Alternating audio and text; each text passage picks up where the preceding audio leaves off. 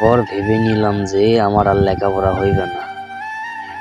অমনি এক সকালে বাবা এসে হাতে 10,000 টাকা ধরাই দিল।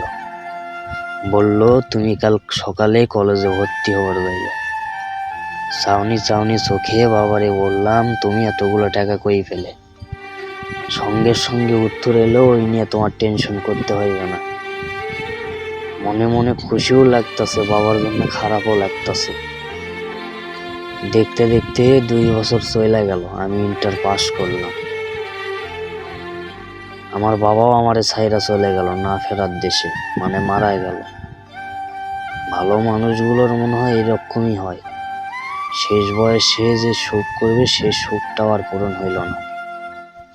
ভাবলাম যে হয়তো একটা কোম্পানি চাকরি করব, আমার তো আর লেখাপড়া হইবে না, আমাকে ছায়া দেওয়ার মতো বটগাছই তো আর নাই, চলে যাব। এটা ভেবে আবার চিন্তা করলাম যে আমি যদি যাই তাইলে তো আমার একটা রত্ন আছে, এই রত্ন হচ্ছে আমার মা। এরে ছাইরা আমি কেমনে যাব ভাই? আমার মাই তো আমার সব। বর্তমান আমার মাই আছে, আমার আপন বলতে আর কোনো কেউ নাই। এটা ভেবে আমি আর আমার মারে ছাইরা কোনো জায়গায় গাইলাম না। বিনায় হাতে সেই বয়সে আমি হাতে তুলে নিলাম একটা কোদাল। অনেক কষ্ট করে টাকা উপার্জন করতে শুরু করলাম মারে সুখী রাখার জন্য, কারণ ওইটাই তো আমার রত্ন ভাই। আমার আর একটা রত্ন, সে তো আর বাইসাই নাই। কি করব টাকা পয়সা দিয়ে, কি করব জমি জমা দিয়ে?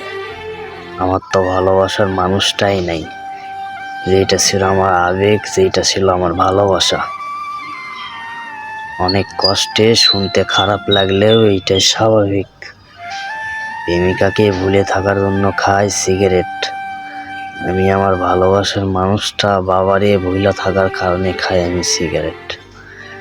আমি একটা পলা, যার দিনে 2 প্যাকেট সিগারেট দেও বর্তমান কিচ্ছুই হয় না।